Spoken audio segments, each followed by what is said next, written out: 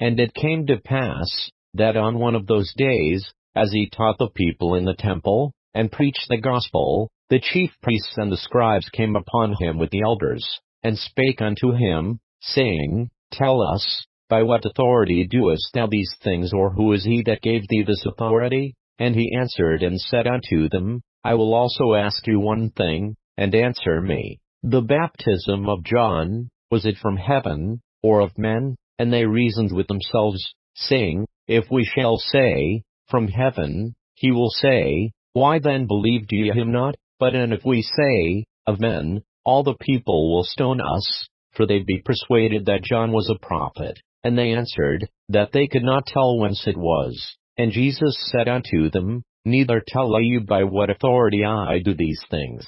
Then began he to speak to the people this parable. A certain man planted a vineyard, and led it forth to husbandmen, and went into a far country for a long time. And at the season he sent a servant to the husbandmen, that they should give him of the fruit of the vineyard. But the husbandmen beat him, and sent him away empty. And again he sent another servant, and they beat him also, and entreated him shamefully, and sent him away empty. And again he sent a third, and they wounded him also, and cast him out. Then said the Lord of the vineyard, What shall I do? I will send my beloved son. It may be they will reverence him when they see him. But when the husbandmen saw him, they reasoned among themselves, saying, This is the heir. Come, let us kill him, that the inheritance may be ours. So they cast him out of the vineyard, and killed him. What therefore shall the Lord of the vineyard do unto them? He shall come and destroy these husbandmen,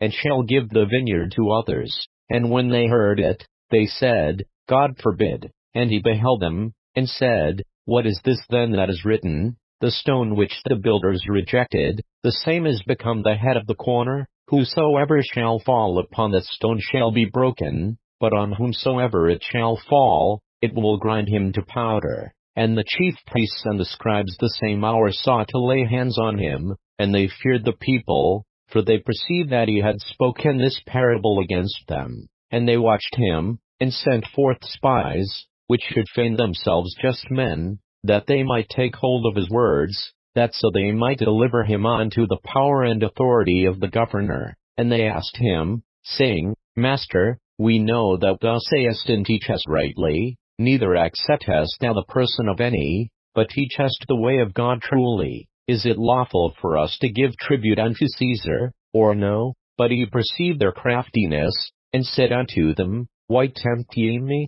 Shew me a penny. Whose image and superscription hath it? They answered and said, Caesar's. And he said unto them, Render therefore unto Caesar the things which be Caesar's, and unto God the things which be God's. And they could not take hold of his words before the people, and they marveled at his answer, and held their peace. Then came to him certain of the Sadducees, which deny that there is any resurrection, and they asked him, saying, Master, Moses wrote unto us, If any man's brother die, having a wife, and he die without children, that his brother should take his wife, and raise up seed unto his brother. There were therefore 7 brethren, and the first took a wife, and died without children. And the second took her to wife, and he died childless. And the third took her, and in like manner the 7 also, and they left no children, and died. Last of all the woman died also. Therefore in the resurrection whose wife of them is she? For 7 had her to wife. And Jesus answering said unto them, The children of this world marry, and are given in marriage. But they which shall be accounted worthy to obtain that world, and the resurrection from the dead, neither marry, nor are given in marriage, neither can they die any more, for they are equal unto the angels, and are the children of God, being the children of the resurrection. Now that the dead are raised, even Moses shooteth the bush, when he calleth the Lord the God of Abraham, and the God of Isaac, and the God of Jacob.